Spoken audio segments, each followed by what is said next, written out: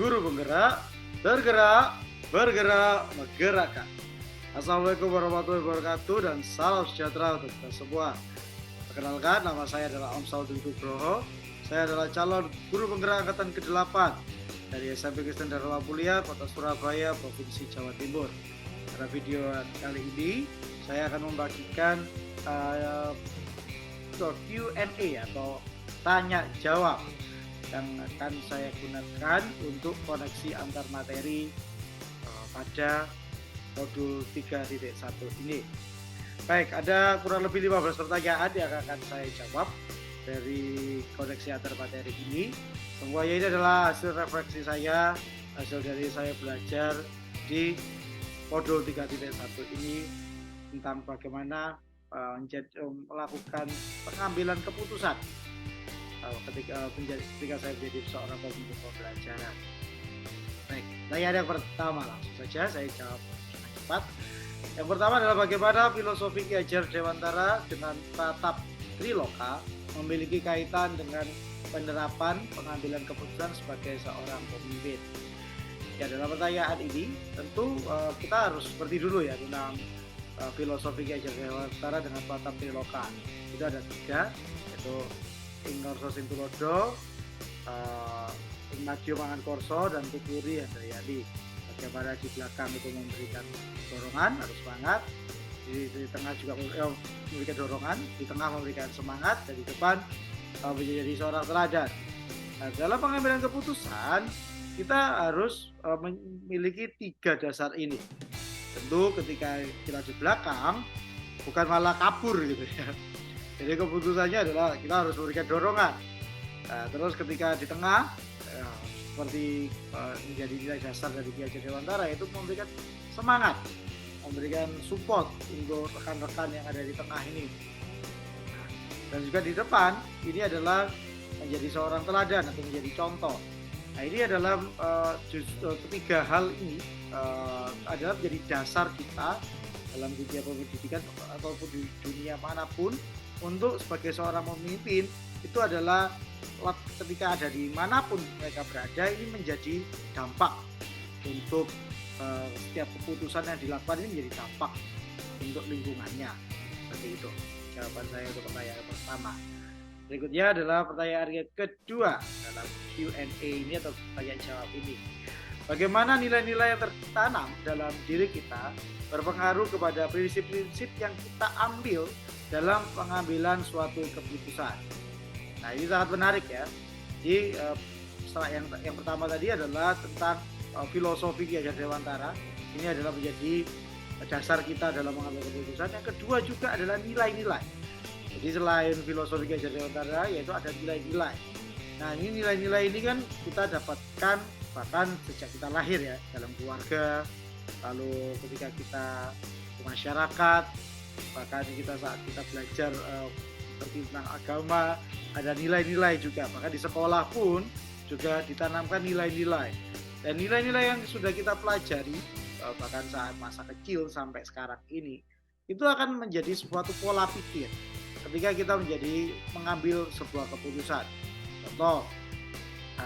Contoh ketika kita ada sebuah keputusan nih, kayak contohnya saat saya wawancara kemarin ya, itu bagaimana saat AKM ya sekarang ini kan KNPK atau AKM ya, jadi kompetensi minimum ini, di mana ada 45 siswa yang mengikuti AKM dan 5 cadangan. Nah, ada ketika kita memiliki nilai-nilai integritas, kejujuran, tentu kita pasti mau untuk 45 orang ini untuk melakukan terlebih dahulu karena cadangan kan ya. Tapi kalau kita melihat sekolah lain nih, sekolah lain dong, itu menggunakan cadangannya karena anak yang di 45 yang benar ini ada yang kurang bisa gitu ya, kita ganti aja lah dengan cadangan, toh nggak apa-apa kan. Ini ada dilema-dilema etika, dan tentunya seorang pemimpin saat mengambil sebuah keputusan itu pasti memiliki nilai-nilai yang dia pegang. Oh nggak boleh lah, itu integritas kok. Ya tetap harus 45 ini, kecuali kalau memang benar-benar ada anak tersebut 45 anak ikut ANPK ini ada yang sakit, maka sudah satu anak cadangan ini harus masuk gitu ya. Bukan malah dibalik, misalkan ada yang anak yang lebih pintar dari atau yang lebih siap dibandingkan anak yang 45 yang nggak bisa ini atau yang kurang siap ini, udah ganti aja dah. Nah, meskipun melihat realitanya mungkin ada sekolah yang seperti itu. Nah, seorang pemimpin itu pasti memiliki nilai-nilai seperti itu. Ada juga ketika saya berwawancara juga ada sebuah cerita bagaimana ada anak yang sakit gitu ya, sehingga tidak memungkinkan untuk datang ke sekolah. Nah, saat ini kondisinya sudah masuk 100%. Nah, apakah kita akan meninggalkan anak ini? Udahlah, kamu biar sembuh dulu lah, baru nanti anak ini biar masuk lagi. Atau kita tetap memberikan pelayanan yang optimal pada peserta didik ini meskipun sakit melalui pembelajaran online. Nah, itu menjadi suatu dilema gitu ya. Kalau diikutkan, kalau dilayani itu membebani beban guru, gitu, ya kan? Nah, itu menjadi suatu dilema, gitu ya. Dan tentunya nilai-nilai yang kita pegang itu akan mempengaruhi keputusan kita. Misalkan nilainya adalah kita harus tetap berpihak pada murid. Meskipun anak tersebut sakit, dia tetap memiliki haknya untuk mengikuti pembelajaran. Maka kita pasti akan membuat sebuah keputusan agar anak ini tetap dijadwalkan untuk mengikuti pembelajaran. Itu ya kurang lebihnya dalam jawaban pertanyaan kedua tersebut. Baik, pertanyaan berikutnya. Bagaimana materi pengambilan keputusan berkaitan dengan kegiatan coaching atau bimbingan yang diberikan pendamping atau fasilitator dalam perjalanan proses pembelajaran kita, terutama dalam pengujian pengambilan keputusan yang telah kita ambil? Nah, ini menarik ya. Jadi saya pun belajar banyak di 3.1 ini tentang uji ketika kita melakukan pengambilan keputusan. Biasanya pribadi saya itu kalau mengambil keputusan saya akan bertanya kepada seorang yang lebih berpengalaman, gitu ya, baik itu atasan saya, rekan saya, gitu ya. Kalau aku memiliki keputusan kayak gini, gimana ya dampaknya ya? Gimana ya menurut kamu ya? Seperti itu kurang lebih ketika saya melakukan pengambilan keputusan, gitu ya. Tapi setelah belajar modul 3.1 ini ada hal yang berbeda tentunya.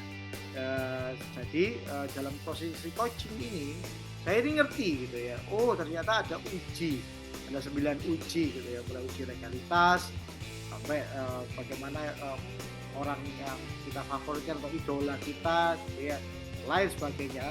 Uji-uji tersebut itu membantu saya gitu ya.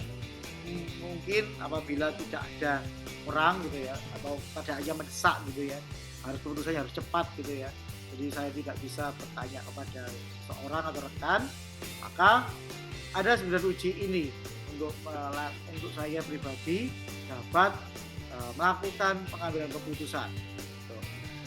Lalu dengan proses coaching yang sudah saya alami di pendampingan individu maupun juga di kegiatan ruang eksplorasi konsep yang mulai dari hingga kemarin elaborasi, ini saya menjadi belajar. Dan saya pun juga mengerti apabila uji ini ada satu aja yang nggak bisa gitu ya, atau bertentangan gitu ya, maka ya nggak bisa juga keputusan dilakukan. Nah, itu menjadi suatu hal yang saya ngerti, saya pelajari selama proses modul 3.1 ini. Dulu mikirnya bahwa kalau 9 uji ya 7 atau 6 atau mayoritas pasti boleh lah, cuma gagal 1 atau 2 atau 3 gitu kan, oke lah kita lakukan yang menang uji tadi kan gitu ya. Contohnya nih ada di kasus itu kan ada pertanyaan, apabila ada orang yang nggak bisa ikut karena nggak ada uang gitu ya, maka nggak ada uang maksudnya mau mencicil saja nanti setelah ikut pendampingan atau PKL gitu ya, atau pembelajaran, bagaimana kita sebagai mengambil keputusan apakah tetap mengikut sertakan atau tidak. Nah, salah satunya uji ada prosedur dan hak dan kewajiban gitu ya. Nah, itu ya tentu saya belajar bahwa kalau memang prosedurnya tidak bisa, meskipun 8-nya ini di dalam uji itu tersebut bisa, ya tentu harus dibantu untuk uji prosedur ini bisa dulu ya. Kalau memang nggak bisa, ya udah mohon maaf, 8-nya ini pun meskipun 8 uji ini menyatakan bisa, tapi kalau 1 uji ini nggak bisa, ya mohon maaf nggak bisa gitu. Itu yang hal menarik yang saya pelajari, bahwa harus ada pengambilan keputusan juga pasti ada konsekuensi atas keputusan itu, dan kita harus percaya diri, gas dalam mengambil sebuah keputusan. Berikutnya, pertanyaan berikutnya adalah apakah pengambilan keputusan tersebut telah efektif? Masihkah ada pertanyaan dalam diri kita atas pengambilan keputusan tersebut? Hal ini tentunya bisa dibantu saat sesi coaching yang telah dibahas sebelumnya.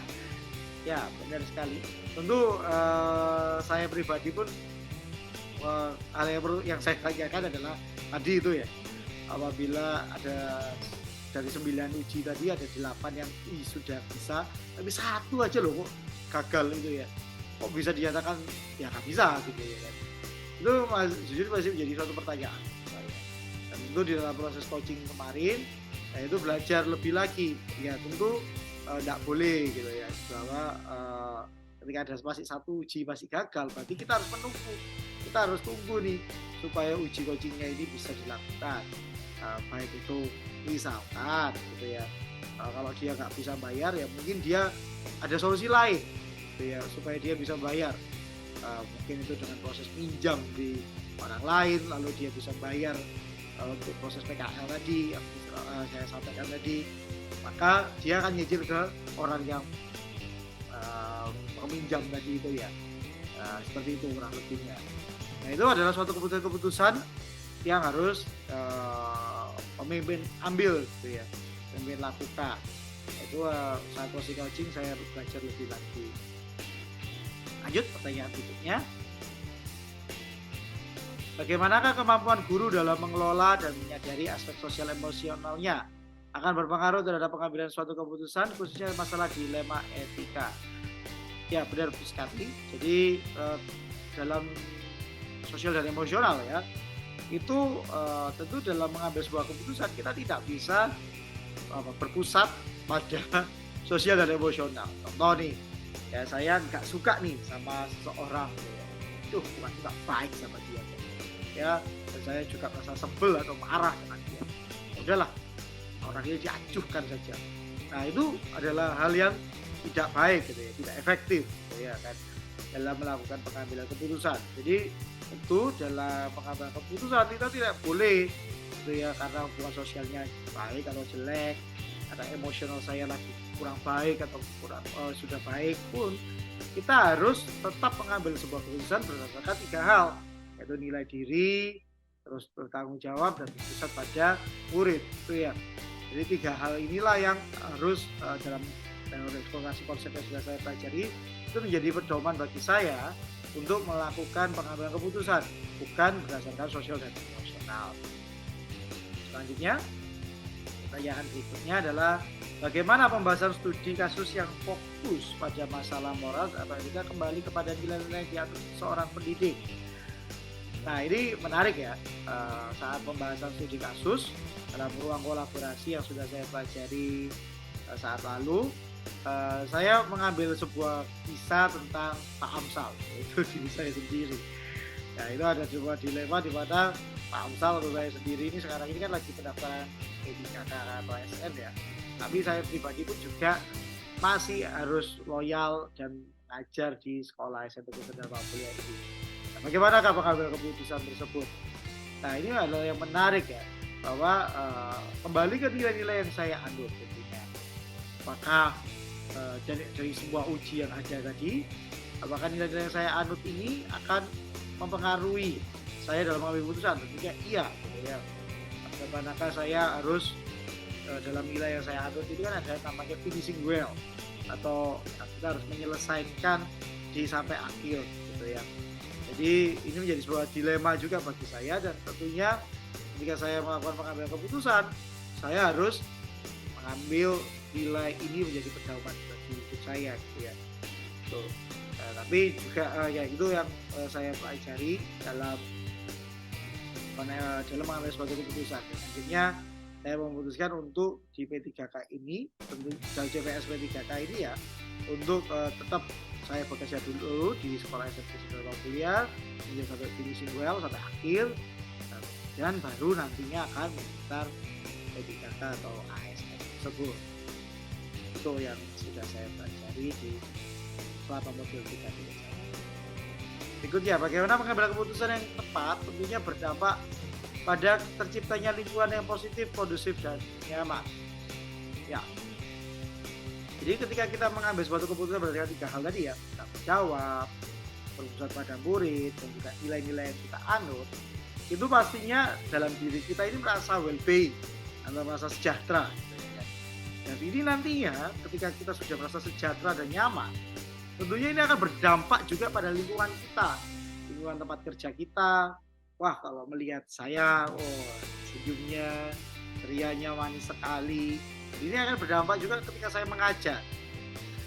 Saat mengajar menjadi optimal, saat ada tugas tanggung jawab yang lain pun, bukan mengajar, contohnya menjadi PIC, ketika saya mendesain booklet contohnya ya, ataupun juga hal-hal yang lain, populer misalkan saya juga melakukan itu akan menjadi dampak yang baik, gitu ya. Akan berdampak untuk yang positif, gitu ya. Lain halnya jika dibalik, gitu ya. Saat saya mengambil suatu keputusan untuk 3 hal ini sangat bertentangan, gitu ya, tanggung jawab, bertentangan dengan nilai diri saya, dan juga tidak berpusat pada murid tapi berpusat pada diri saya sendiri, egois gitu ya. Nah, itu pastinya akan merusak lingkungan yang sudah baik. Itu jawaban saya untuk pertanyaan tersebut. Selanjutnya, apakah tantangan-tantangan yang di lingkungan Anda untuk dapat menjalankan pengambilan keputusan terhadap kasus-kasus dilema etika ini? Tantangan yang ada adalah bagaimana untuk konsisten melakukan nilai-nilai yang saya anut, ataupun juga dalam sekolah ini ada nilai-nilai yang dibawa untuk kita benar-benar melakukannya dengan konsisten. Itu menjadi suatu tantangan ya. Apabila kita melihat orang lain, contohnya saya cerita tentang kasus KM atau NPK tadi di awal, bahwa tantangan-tantangan ini perlu loh untuk kita ada, gitu ya. Ada, dan kita harus jawab dengan nilai-nilai yang kita pegang. Maka kita harus dengan konsisten, gitu ya. Jangan melihat orang lain loh melakukan hal yang keliru, salah dengan nilai-nilai kita, tapi kita juga ikutan arus itu, gitu ya. Itu adalah menjadi suatu tantangan dalam pengambilan keputusan. Dan tentunya ada suatu paradigma ya, meskipun orang lain salah, itu di dalam nilai-nilai kita harus tetap pegang teguh dengan konsisten, sehingga itu menjadi suatu paradigma perubahan. Meskipun orang lain salah, keliru, kita harus tetap pegang bahwa nilai kejujuran, integritas itu adalah selanjutnya. Apakah pengaruh pengambilan keputusan yang kita ambil ini dengan ajaran yang memerdekakan murid kita? Bagaimana kita memutuskan pembelajaran yang tepat untuk potensi di murid kita yang berbeda-beda? Nah, tentunya untuk mengetahui bahwa murid-murid kita memiliki hal yang berbeda-beda itu tadi ya, punya potensi yang berbeda-beda itu, kita kan melakukan survei terlebih dahulu ya, seperti yang telah dipelajari di modul 2 kemarin. Ada proses dari SC, tes kepribadian, multiple intelligence, bahkan ya hingga multiple intelligence, semuanya itu kan kita lakukan, kita pelajari. Anak-anak pun juga kita pun juga mengetahui setiap potensi setiap individu. Nah, bagaimanakah dalam melakukan menjadi seorang pemimpin pembelajaran? Saya pribadi itu melakukan sebuah keputusan untuk memberikan didikan atau pembelajaran yang diferensiasi tentunya. Tidak hanya diskusi, tidak hanya ceramah saya saja yang cerita begitu, tapi juga ada diskusi, ya. Terus yang kedua juga pembelajaran melalui video, bagaimana juga kinestetik, pemain peran, gitu ya, yang telah saya lakukan dalam pembelajaran di dalam kelas. Tentunya itu akan berdampak pada potensi siswa. Selanjutnya, pertanyaan berikutnya adalah bagaimana seorang pemimpin pembelajaran dapat mengambil keputusan dapat mempengaruhi kehidupan atau masa depan murid-muridnya. Nah, ada sebuah cerita ya, dari seseorang teman kepada saya. oh, aku dulu itu loh ya, guruku itu matematika itu udah enak, aku nggak paham. Akhirnya teman saya tersebut akhirnya memutuskan untuk tidak belajar matematika gitu kan ya. Jadi sekarang kalau belajar matematika itu pokoknya bisa menghitung pakai kalkulator gitu, bagus lah buat perdagangan, jual beli di pasar gitu ya kan. Nah tentu seorang pemimpin pembelajaran ketika bisa memfasilitasi potensi setiap peserta didik, ini akan berdampak untuk masa depan gitu ya. Contoh misalkan andaikan saja teman saya yang tadi bercerita itu mendapatkan guru yang bisa memfasilitasi apa yang potensi yang dia miliki, tentunya matematika yang dia terima itu tidak hanya sekedar untuk ya hitung-hitungan pakai kalkulator itu tadi, tapi juga bisa hal yang banyak gitu ya kan. Setiap fase yang ada di dalam kurikulum Merdeka Belajar ini bisa beliau temui dan beliau aplikasikan dalam kehidupan sehari-hari. Itu adalah suatu menjadi hal yang menarik gitu ya, untuk kedepannya bahwa pastinya teman saya ini nantinya itu tidak hanya selesai di jenjang SMA saja gitu ya. Terus akhirnya beliau itu ya untuk jadi pedagang, untuk jadi seorang pedagang gitu ya, dan menggunakan ilmu matematikanya aja untuk dalam kalkulator saja. Dan tentunya harapannya adalah di masa depan nanti dia bisa, kalaupun dalam belajarnya tadi sungguh-sungguh di dalam masa-masa SMP SMA ini sungguh-sungguh dia tertarik dengan ilmu matematika, maka dia bisa melanjutkan pendidikan yang lebih tinggi lagi gitu ya. Jadi saat dia nantinya pun menjadi seorang pengusaha, dia bisa menjadi pengusaha yang bahkan sampai taraf internasional gitu ya. Tidak hanya sekedar lokal atau jual beli di pasar di daerah Surabaya saja. Nah itu akan mempengaruhi masa depan dari rekan saya. Begitupun juga para murid yang ada kita ajar sekarang ini. Kita mungkin belum ngerti ya masa depannya apa gitu ya. Apa mungkin ketika dia juga dalam hal karakter pun juga masih terbentuk, masih kita asah gitu ya, masih kita ajar. Nah, tapi kedepannya ketika kita memfasilitasi terus, kita mengambil keputusan untuk memfasilitasi pembelajaran setiap potensi siswa tersebut, maka potensi setiap siswa ini akan merasa senang.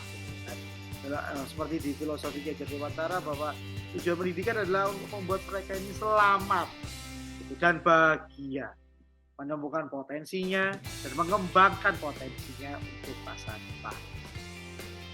Selanjutnya, dalam koneksi pertanyaan berikutnya adalah apakah kesimpulan akhir yang dapat kita tarik ya dari pembelajaran modul materi ini dan keterkaitannya dengan modul-modul sebelumnya.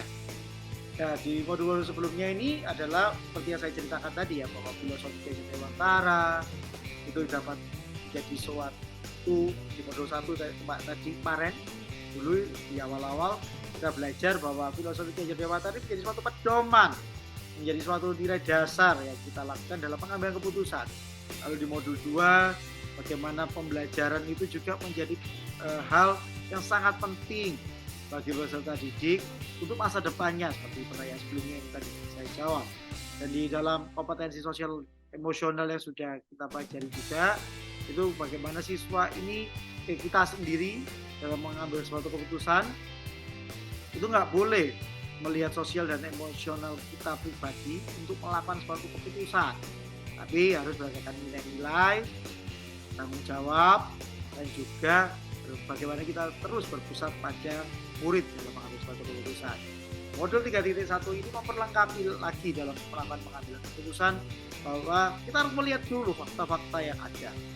Fakta-faktanya itu kita harus apa yang ada, kita harus telaah baik-baik, lakukan uji, dan lalu ambil sebuah keputusan berdasarkan semua hal yang sudah kita pelajari dari modul 1, modul 2, dan juga modul 3.1. Itulah kesimpulan yang telah saya pelajari dari modul sebelumnya hingga modul 3.1 ini. Pertanyaan berikutnya, sejauh mana pemahaman Anda tentang konsep-konsep yang telah saya pelajari di modul ini, yaitu dilema etika dan didikan moral, 4 paradigma pengambilan keputusan, prinsip pengambilan keputusan, 9 langkah pengambilan dan ujian keputusan. Adakah hal-hal yang menurut Anda di luar dugaan? Ya tentunya ketika saya belajar semua ini ya tentang dilema etika, saya itu menjadi jadi terheran gitu. Wow, iya ya, bahwa di dalam dilema etika ini kita itu ngerti loh. Ada hal-hal bahwa sebuah keputusan yang dilema gitu ya. Kalau saya melakukan ini maka dampaknya akan seperti itu. Kalau saya melakukan ini akan dampaknya seperti itu. Dan bagaimana untuk menjawabnya? Mungkin tidak hanya 2 ya, bisa jadi dilemanya itu ada 3, 4 bahkan lebih dari opsi-opsi yang ada. Nah, 4 paradigma ini menjadikan suatu hal di mana pertentangannya, ya, apakah sendiri lawan komunitas, contohnya bagaimana juga hal yang lain. Jadi paradigma saya 3 prinsip dalam mengambil keputusan, apakah melihat hasil akhir hingga sampai apabila itu saya gitu ya, care itu, terus 9 langkah pengambilan pengujian keputusan. Semua ini jujur menjadi hal yang di luar dugaan saya. Saya belum pernah mempelajari semua ini dan menjadi hal yang oke, saya mengerti sekarang bagaimana mengambil sebuah keputusan itu, bahwa mengambil keputusan itu harus mempertimbangkan semua aspek ini ketika saya mengalami dilema etika ataupun juga moral. Pertanyaan berikutnya, sebelum membaca modul ini, pernahkah Anda menerapkan mengambil keputusan sebagai pemimpin dalam situasi moral dilema? Bila mana pernah, apa bedanya dengan apa yang sudah kita pelajari modul ini? Tadi sudah sedikit saya singgung ya, bahwa ketika saya mengalami sebuah dilema etika, saya pasti akan bertanya terlebih dahulu kepada rekan-rekan yang lebih pengalaman gitu ya. Gimana ya kalau ada kayak gini ya, apa yang harus saya lakukan, apa keputusan yang saya lakukan, kalau saya melakukan keputusan kayak gini menurut kamu gimana ya? Itu yang dulu yang pernah saya lakukan. Nah, tentu sekarang ini dalam melakukan penerapan keputusan, saya melakukan semua hal itu, baik itu 3 paradigma pengambilan prinsip pengambilan keputusan, 3 prinsip pengambilan keputusan, 4 paradigma pengambilan keputusan, dan 9 langkah lakukan pengujian. Itu menjadi hal yang saya terapkan ketika saya melakukan pengambilan keputusan. Baik, pertanyaan berikutnya, bagaimana dampak mempelajari konsep ini buat saya pribadi atau Anda? Perubahan apa yang terjadi pada cara Anda dalam mengambil keputusan sebelum dan sesudah mengikuti pembelajaran modul ini? Nah, itu pun sudah saya jelaskan di pertanyaan sebelumnya ya, bahwa dulunya saya harus bertanya-tanya dulu. Sekarang dari semua rangkaian pembelajaran di modul 31 ini, saya tinggal aplikasikan saja mulai sebenarnya pengujian tadi, bagaimana 3 paradigma, prinsip paradigma tadi, dan juga 4 paradigma pemikiran tersebut saya terapkan. Seberapa penting mempelajari topik modul ini bagi Anda seorang individu dan Anda seorang pemimpin? Ya, modul ini begitu penting ya bagi saya seorang individu pun. Intinya dalam keseharian kita bangun tidur, ada keputusan yang kita ambil. Atau nih, saya pribadi atau Bapak Ibu semua, ketika bangun tidur, ada suatu keputusan yang kita ambil. Apakah kita mau berdoa mengucap syukur ya, terlebih dahulu kepada Tuhan telah memberikan hari ini hidup, kesehatan gitu ya kan? Atau kita oke deh, gak usah doa-doa, langsung aja mandi, berangkat kerja. Itu adalah suatu dilema keputusan yang selalu kita rasakan sebagai individu ya. Terus bagaimana juga pengambilan keputusan, bahkan hal keputusan sederhana aja, mau makan apa gitu ya kan, mau makan yang murah tapi gak sehat, atau makan yang agak sedikit mahal tapi sehat, atau makan apa, itu aja menjadi suatu dilema keputusan gitu ya kan. Suatu keputusan, pengambilan keputusan, mohon maaf ya, suatu keputusan yang harus kita ambil, sampai bahkan kita tidur mau jam berapa kita tidur ya kan, itu suatu menjadi hal yang suatu keputusan bagi kita. Nah, hal-hal semua ini tentunya butuhlah kematangan dalam kita melakukan pengambilan keputusan. Seperti yang dalam surat wawancara saya dengan kepala sekolah SMP Negeri Mulia ya, bahwa kita sebelum kita mengambil keputusan untuk jadi seorang pemimpin, kita harus beres dulu dengan diri kita sendiri atau dengan individu sendiri. Artinya kita harus selesai dulu, ya, harus bisa menyelesaikan dulu bagaimana kamu atau kita semua memimpin individu. Sebagai seorang individu, saya memimpin diri saya sendiri untuk mengambil sebuah keputusan. Apabila keputusan saya sudah matang dan bisa menjadi dampak bagi lingkungan, contoh hal kecil gitu ya, saya bisa datang tepat waktu, ya kan, masuk dari kelas tepat waktu, dan itu dampaknya dirasakan baik oleh rekan-rekan maupun juga bagi murid di sekolah, kelas saya, menjadi dampak yang baik. Maka menjadi seorang pemimpin dalam seorang pemimpin ya, jadi seorang pemimpin baik itu memimpin di keluarga, pemimpin di institusi seperti sekolah ini, seorang kepala sekolah, itu kita sudah menyelesaikan dulu masalah itu. Masalah di keluarga ini sudah selesai dulu, maka kita menjadi teladan juga, bisa memimpin, bisa mengambil sebuah keputusan yang tepat untuk institusi, untuk suatu kelompok atau apapun yang kita pimpin. Itu hal yang sangat berarti. Jadi suatu penutup juga dalam video ini tentang koneksi antar materi yang sudah saya ajari tersebut. Terima kasih melihat video ini dari awal hingga akhir. Maaf apabila jawabannya cukup panjang ya. Ini jadi suatu refleksi, suatu kesimpulan juga dalam saya mempelajari modul 3.1. Terima kasih untuk pertanyaan-pertanyaan dalam koneksi antar materi yang telah saya jawab ini. Semoga jawaban-jawaban saya ini dapat bermanfaat untuk bagi Bapak Ibu yang mau lihat video ini. Demikian, wassalamualaikum warahmatullahi wabarakatuh. Salam sejahtera untuk kita semua. Guru penggerak, bergerak, bergerak, menggerakkan.